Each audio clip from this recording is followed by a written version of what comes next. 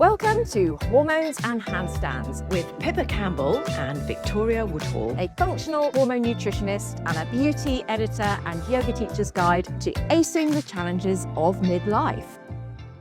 Hi and welcome. Hi Pippa. Hello, how are you? I'm good and we're really excited about recording a very juicy episode today all about detox. And Pippa really is an expert on this, aren't you? I love talking about detoxification, but you know what I love talking about What? is all the things on social media that are going around that people think is detoxification. And I'm like, really? Is that a detox?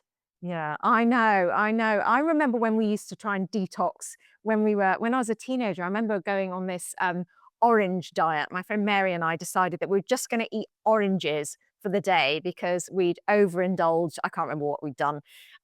And then we just ate loads and loads of oranges and just ended up with really bad stomachache at the end. But I think, have things progressed since then from what you see on social media? Perhaps not. I don't know if they are actually. That's funny you say oranges. God, that's so acidic. My mother did a cauliflower cleanse. I mean, what's a cauliflower cleanse? To me, that just sounds like farting all day for a cauliflower cleanse. No, social media goes crazy at this time of year. And everyone's jumping on the latest sort of faddy so-called cleanse. But what is a cleanse? People are claiming that cleanses are sort of cleansing the liver. But we have to understand what detoxification is. So, what are some of the bonkers things you're seeing that just have no basis in science? Well, look, this one comes around every year, I have to say, is the juice cleanse. People are going to hate me for this. I hate juice cleanses. I think they're awful. I just don't think people should be doing these long juice cleanses. Honestly, I mean, they are not supporting the liver. There's no fiber for a start. So you think all those lovely things that you're doing to support the liver, and then, you're getting rid of all these toxins, and it then has to go through the gut, and you don't have enough fiber to help support detoxification in the gut. And of course, they don't have amino acids. So in these juice cleanses, you're not having the protein, you're not having all those essential amino acids which are found in protein, and the liver needs key amino acids to support detoxification. So that's a no from Pippa. And they are presumably quite heavily laden with sugar if you do a fruit-based detox. So if they've got lots of apple, and I know certainly when I buy a juice, I don't really buy juices in shops, because if I look at the ingredients list and it's mostly fruit juice, because I guess that's the cheap thing to put in there. Yeah. And they put lots of fruit in to make it taste nice because, let's face it, most people don't like green juices. I just don't think people should be doing these long juice cleanses. Now, a green juice would be better, but generally they're adding in fruits and things as well. So, look, if you're adding in some protein, slightly different. So there is the argument that I've heard, and feel free to tell me it's rubbish, that juicing as opposed to blending your fruit where you get all the fiber, fruit and veg, is you get a lot more of the nutrients in the juice because you're just getting the juice and you're not bulking up with fiber. Does that hold water? Ha! I like that. Does it hold water? Right. Well, let's have a look at a juice. So you are extracting the liquid and you're not getting the fiber. So you're talking about a juice versus a smoothie, essentially, aren't you? So when you make a smoothie, you're just blending it. You're just putting it in your normal blender and you're just breaking it all down. So the fiber's still there. Some of the job has been done for you, so it's not as good as eating the whole fruit, but the fiber is still there. So that would be better for sure. I mean, a lot of people, I have a protein shake every morning because I find it's just really easy. I know a lot of women find it really easy. And I know it's not like eating proper food, but Monday to Friday, this is just a really great way that I can get in lots of nutrients, especially 30 grams of protein, which I need, especially at my age. I'm 52 now. And it's really important for my hormones. And I think everyone needs to support liver detoxification like every day. So in my protein shake, I am putting some blueberries. It's not a lot of fruit there, some blueberries, but it's weighed out by that 30 grams of protein. I'm putting my creatine in. I'm putting in some of my greens, my super greens powder. It's a great way of just chucking lots of things in. And I do my seed cycling, so that goes in as well. It's really a vehicle for my protein. Yeah. So juice cleanses, we're saying no. What are the other bizarre detox things you're seeing on social media? I saw a maple syrup one. I don't get that one. That's really No. weird. Anyway, I don't know what that one was all about. But yeah, I mean, I'd say that the juice cleansers are the biggest ones that I'm seeing. Yeah. And then someone else said keto, but I'm not really sure how keto was a detox. I mean, keto is quite a trendy thing for people to do. I think sometimes people like to do things that are quite extreme, especially at this time of year. Yeah, I Yeah. know we've talked about that. But I am all for people doing things like dry January. I really don't mind if people want to give up alcohol for January and February as well. Brilliant, well done. But I am about daily detoxification. Right. Let's talk about daily detoxification and liver as one of the key organs of detox. How do we make sure we're supporting that liver to do its detox work every day? Yeah, to do its job. And I remember a GP once told me the liver is brilliant. It can restore itself on its own. It's absolutely fantastic. Yes, it is. It is fantastic. You don't need to do any supporting of detoxification, supporting of the liver. Just let it do its thing. I would love to say that. I would love to say the liver can just do its thing. But we are exposed to hundreds and thousands of chemicals these days that we never used to be exposed to. So I think that's a problem. There's just a lot more coming in. So we just have a burden on the liver. And you know, all this stress, all our stress hormones. Well, So that is a burden on the liver as well. Then, of course, medications and things like that, HRT, all needs to be detoxified. So I think it needs help. so for the layperson, as far as I know, the liver is like a nightclub bouncer for things that come into your body. Things like no nutrients can get into your bloodstream without the liver giving it the okay. So the liver needs to be functioning optimally to allow the right stuff to get in, but it also has this other function of detoxing, so processing all the toxins we get from the environment, from our natural metabolic processes, from our hormones. And there are loads more toxins around, like you were saying, from plastics in the dishwasher, microplastics, from UPFs, ultra processed foods, food additives, from stress, pollution. It has got a lot more work to do than in our ancestors' time. Yeah, you're absolutely spot on. So, in simple terms, everything we eat, breathe, touch, smell, including our own hormones and our own body processes, needs to be detoxified. That's as simple as that. So, everything that's coming in, things that are going on in our body as well, needs to be detoxified. So, our liver is the main organ that does this. So, when we talk about detoxification, it's liver or hepatic detoxification. And if we're not detoxing properly, then we get symptoms of an unhappy liver. And those can be things like, grumbling symptoms that we might put down to menopause. It could be brain fog. What would be the signs that your liver is perhaps underperforming? Bloating, headaches, and then poor sort of bile or bile flow issues. So that might be things like nausea, especially after fatty meals, just feeling heavy after meals as well. A lot of the gut symptoms as well, bloating, reflux, feeling like your food is just sitting in your stomach quite a long time. Um, and then also things like, you walk through duty free, which is like this long now. At the airport where I can't bear it. I'm like going like Oh, this, no, it's like a maze. it's I a know. I'm like trying to go my family get really cross with me because I find a way, like I look ahead and I Yeah. find a way of navigating really fast in between Yeah. people. So anyway, It, my it's point like the is bargain aisle at IKEA, isn't it? my point is, you're being sprayed with all these like you're going like this, and then do you want to try this perfume? Do you want to try this perfume? Okay, so people who are reacting to smells and perfumes like that, that's another sign of poor detoxification. And also the skin, like anything that comes out in the skin, so eczema, psoriasis, acne, because when your liver's burdened, it's like your liver's going. I've got to be able to get all Mm. these toxins out somehow, and it quite often comes up and shows in your skin. Yeah, smells. That's so true. I almost had to leave a work dinner before Christmas because the scented candles, they were making my eyes itch. They just felt really overpowering. I just thought, I have to get out of here. Yeah. Yeah, exactly. So that's one which people don't think about. But also we've talked about like in season 1, we talked all about estrogen dominance. And that's very closely linked with detoxification because a lot of the reasons why people suffer with excess estrogen symptoms are because the liver isn't functioning very well. So, then we're looking at things like PMS, PCOS, we're looking at fibroids, cysts, heavy periods, hormonal migraines. I mean, the list goes on. So I just think everyone, and women particularly because of all these hormones and things as well, particularly if they're on HRT, must Mm. must support liver detoxification. The liver has over 500 things to do a day. Wow, Detoxification is just one thing. that's almost as many as we've got. Yeah, exactly. We've got loads of things to do.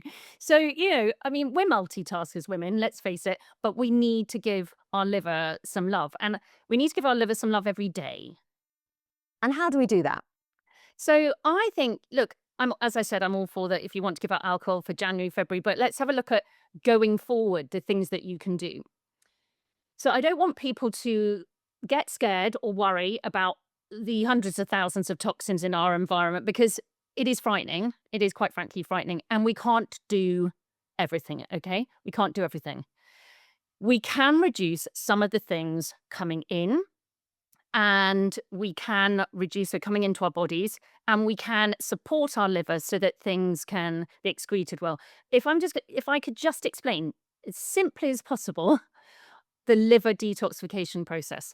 We have this first phase called phase 1, where everything's coming in and things are made more toxic, which is crazy, isn't it? So at that point, so estrogen, when it comes in, things like medicines, for example, caffeine.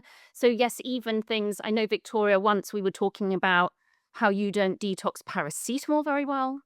Yes, yeah, because I have a liver condition which I talk about all the time, Gilbert syndrome. It's sort of benign. It just means one of my pathways isn't working properly. And they don't treat it on the NHS. They just say, you've got high bilirubin on a blood test. We've ruled out everything else. Your liver isn't functioning all that well. You might feel a bit tired, nauseous, all that kind of liverish and then, go away and get on with it. But really have to support my liver, and you've really helped me learn to do that. So, Yeah. yeah. So going back to paracetamol, I was told to perhaps look at taking ibuprofen because ibuprofen is a medication that's not metabolized by the liver, if I'm correct, but paracetamol is. So Mm. paracetamol then becomes quite hard work for the liver. So Mm. sometimes I do take it when it's the right solution, but I try and avoid it. Yeah. So all these things. So there are certain genes for the paracetamol. Psychiatrists are now using this genetic testing to have a look at certain antidepressants and which ones people might get on with, which ones people might metabolize really fast or slow. So that's really important because it's certainly with terms of medications, getting the right one if they can have that information as well. But even pesticides, we have a gene, PON1, which is, Wow. yeah, PON1, which is involved in detoxification of pesticides. But this phase 1, everything's comes in and it's like explosive in phase 1. So what we need to do is these are really sort of horrible, toxic metabolites. Then what the liver has to do, because they're fat soluble, so even like estrogen, for example, or hormones, then we have to go through a process, methylation, where it's made water soluble so that then in the next stage, phase 2, we can then safely excrete all these toxins. And we have lots of different phase 2 pathways. So the great news is if you have one pathway like the glucuronidation pathway, where it means that pathway is not working very well for you with your Gilbert syndrome. The good thing is we do have other pathways we can rely on. So, you want to get these key nutrients in. But if we have a look at, I don't know, let's have a look at a celebrity who we think is like aging really well, but must have kind of had quite a lot of toxins over the A years. sort of a former party person. Yeah, so there are some people who you think, they've gone public about, they've done shed loads of drugs and alcohol, and you just think, how can one system cope with that? But they seem to be still performing aged 80 or whatever. Who are these people? Do they have super livers? Yeah, they must do. So I think there are certain ones and like, famous models and things who are still looking absolutely stunning and beautiful. Look, in phase 1, there must be, a lot of drugs coming in. I just think they must have had seriously good phase 2 detoxification, like ultra super liver detoxification in phase 2, because lots was coming in, but their phase 2 managed to keep up and get rid of it. So anyway, lucky them, because mostly what we see on testing is a lot of women have sluggish and slow phase 2. So how do we Mm. support this? There are key nutrients and these protein foods are particularly important. But my favorite one, and it's just so easy, cruciferous vegetables and green leafy vegetables. I mean, like, that's just so easy to get into your diet. Yeah. So, and I've heard also that the bitter veg, like the bitter rocket Yeah. and um, some of the broccolis that used to be a bit more bitter, if you get the organic ones, they tend to be more bitter. Is it Mm. right that the bitter compounds are helpful? Yeah, they are. So in a separate way. So we've got cruciferous vegetables, and then we've got things like broccoli sprouts, which are a powerful, powerful component. So with broccoli sprouts, you have something called sulforaphane. So 2 tablespoons. This is quite rough. 2 tablespoons of broccoli sprouts is the equivalent to about 2 heads of broccoli in terms of this powerful antioxidant called sulforaphane. This is such a super antioxidant, really amazing for helping detoxification. So we can take broccoli sprouts, we can eat lots of broccoli and different cruciferous vegetables. If you eat 2 cups of those at 2 meals a day, simple hack. When we come on to the bitter foods, I love those too. I love the bitter foods. Really important for you, Victoria, because that supports bile and Mm. bile flow.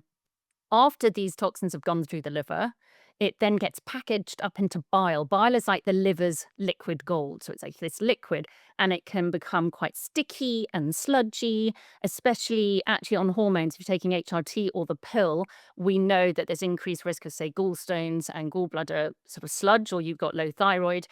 So, anyway, what these bitter foods do, they help stimulate bile flow. So, you have rocket, watercress. I love watercress. I don't know about you. Mm. Love it. Radishes, endive. So all those bitter foods. I make sure that my lunch every day starts with green. So that's where I start. So I get the plate, and it's rocket or watercress. I love watercress. That's my favorite if I can get it. And then I just put on some radishes and pile on things like that. Now people are going, but I bet Pippa has everything organic and I can't get organic or it's expensive. So my top tip for how to eat organic or not is try and go for the clean 15 rather than the dirty dozen. So every year, the Environmental Working Group, you can just Google this, produce a list of the most heavily sprayed with pesticides fruit and vegetables. So what I would say is the things that are really heavily sprayed, go for those. Spend your money on those organic. And then the other ones, then you don't have to worry so much, and you can just wash them, wash it in some veggie wash. So there are ways of saving on not having to buy everything organic. Tell me about veggie wash. Obviously, I've seen it in the Whole Food store. What has it got in it that will it take off the pesticides? Well, it claims it does. Look, I haven't done a sort of a laboratory test, but apparently it Mm. does. I don't use it that much because I get a lovely local organic veg box, so I tend to eat quite seasonally. I've got an organic farm up the road. Mm. In fact, I am trying to get the field next to our house to move over to organic farming because we're on borehole water. So all the water from that field, everything, if they were spraying it with, oh my Oh, goodness, like they were spraying it with a chemical that is banned in the EU and the UK. That's what they were spraying it with, and other fields in Jersey, linked to infertility and other hormone disrupting sort of oh. diseases. I know it's awful. It's sort of blitz, I think it's called. Anyway, so we're on borehole water, but what we managed to do a couple of years ago is get all our water filtered coming into the house. But otherwise, at least drinking water, you can Yeah. get filters that go under the tap. Any particular picks for filters? Yeah, so on Pippa Loves, I've got the one that I sent my children to university with. My daughter was religious using it because she just is. She's really into wellness. My son said, "Oh, but I don't have enough room in the fridge to keep the jug, and I like it cold." But it's a really easy. It's AquaTrue, and I think there's a discount. But you can get ones that go on the countertop, all different sizes. And then also things that can attach to the plumbing sort of underneath, so it's all done for you. Yeah. So that's Oh. that's a great tip. If you can filter your water, then look at the Environmental Working Group Clean 15 Dirty Dozen. Eat 2 cups at 2 meals a day of cruciferous vegetables. Add in some bitter foods. Throw in some broccoli sprouts. And the last thing I'd say, which is really underrated, spices. Ooh, which ones? Spicy spices. So turmeric, everyone knows about turmeric, and I think that's sort of quite well known. So try and use turmeric as much in your cooking as possible because it's got curcumin in, and curcumin is a powerful antioxidant and brilliant for supporting liver detoxification. Cumin. Cumin is another one. I love Yeah. cumin. Yeah, and that's another really good one. Coriander, I like fresh coriander, actually. I mean, I love it. It is very much a sort of love or hate thing, I think, coriander. I love it, but that's really good for supporting detoxification, and good for sort of mobilizing heavy metals. So that's good. Um, Also sweating. Sweating. Let's talk about sweating. We want to sweat. It's another way. Look, the liver does the main job, but it is another way we can get rid of some harmful chemicals. And actually, heavy metals, some heavy metals we can detox quite well via sweating. I don't sweat that easily, so I do need to actually get into a sauna to start sweating. But what I would say is, obviously not everyone has a sauna. It's not always a sort of luxury. Have you got a sauna blanket? Do you use that? Yeah, I've lent it to a friend who absolutely adores it. There's one by Bon Charge that's very good. You need a bit of storage space because it rolls up into a sort of giant sausage. I live in a flat, so storage is a bit of a challenge for me for Yeah. all these gadgets. Otherwise, my house would just be full of them. And you just lie in it and you sweat for about half an hour. It's really relaxing. I put some LED mask over my face and a yoga nidra on because, of course, de-stressing helps support the liver too. And you can make a little kind of a home spa experience out of it. I'm definitely more of a fan of that than cold plunge. I'm just not a cold plunge person. Don't get me started on ice plunges for women. No, it's an absolute no. And I'm telling you, hot plunges are the new cold plunges. Hot plunges? What's that? Sauna, basically. I just thought it, Mm. sounded cool. But no, sauna is the right thing for women. And what I've told my clients over the years is even if they don't have a sauna, look, I mean, that is a lovely thing to have. But if you get into a really hot bath a few hours before sleep, maybe even 2 hours, and then lie on your bed and sweat after. You can always take a shower after that. And actually, the good thing is you're sweating, but also you're increasing your body temperature. And then what happens is your body temperature will then drop, which is nice for sleep, especially perimenopausal and menopausal women who are prone to, heat and hot flashes and things like that. So that's a nice tip. And yes, the drop in temperature is a cue for sleep, isn't it? Absolutely. And the reason why I don't like the cold plunges, I know some women say, "Oh, I feel so much better." So usually the adrenaline cortisol, and I've seen those women tend to be the ones that are running on sort of low cortisol.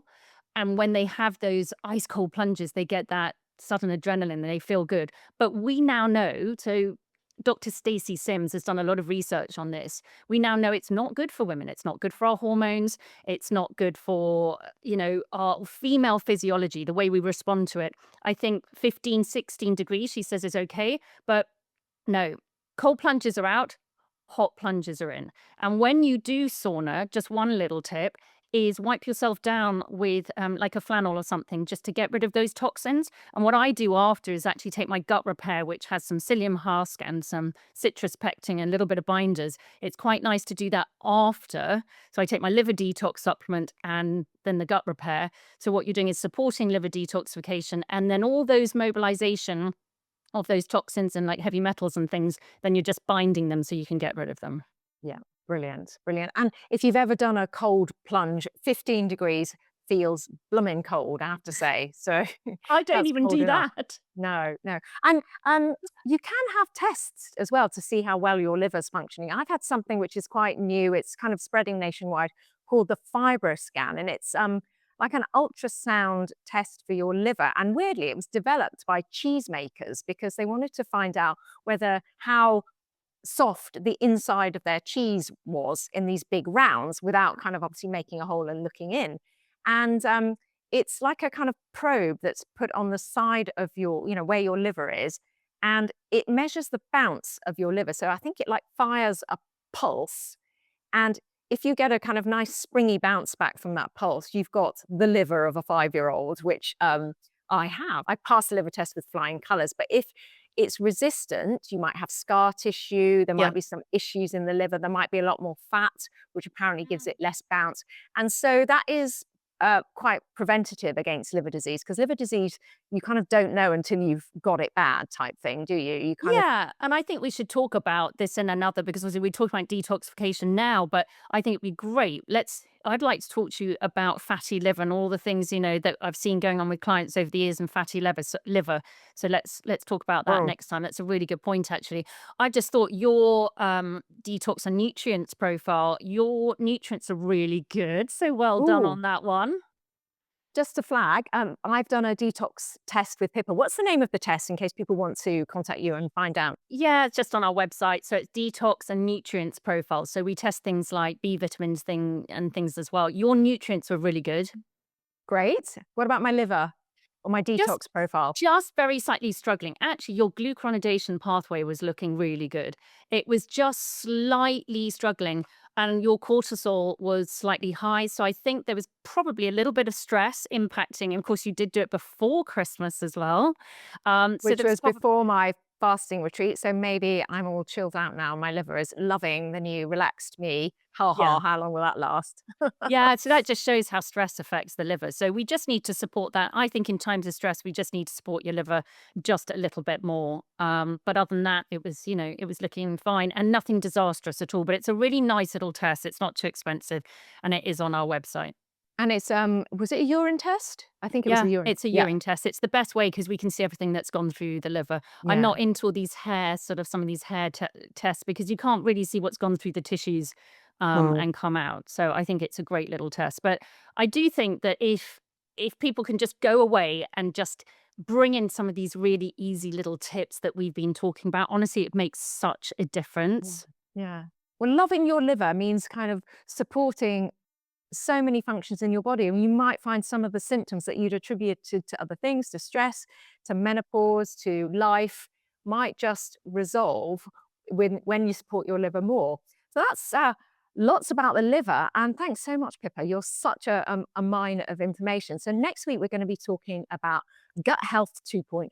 So obviously gut health conversation has been huge for a long time, but now we're learning a whole lot more about gut health, and you're going to fill us in on everything we need to know to support our gut. Yeah, I'm excited about next week when we talk about that. And in the meantime, if anyone wants to find out about your yoga and everything we've talked about, they can head to your website and Instagram as well. And any interest in anything Pippa Campbell Health, supplements or one-to-one consultations, etc., head to my website. Yeah. So I just want to tell you, very excitingly, I've got a Science of Stretching course coming up in Mm. February. February will be Flexi February. So if you want to improve your range of motion, if you feel like you've kind of plateaued in terms of your flexibility, you're simply not getting the kind of openings that you want, you feel a little bit kind of tense through life, check out my Science of Stretching course. So you just need to follow me on social at Victoria Woodhall, and I'll give you all the details for that. So we'll be stretching our way through February. I love it. Flexi February. Thanks for listening, everyone. Thanks for listening. See you next week. Bye. If you enjoyed this episode of Hormones and Handstands, don't forget to follow or subscribe wherever you get your podcasts. And if you love this episode, please do leave us a review. You can also find us on Instagram at Hormones and Handstands for behind the scenes content, sneak peeks, and to let us know what you want to hear more about. See you for another one next week.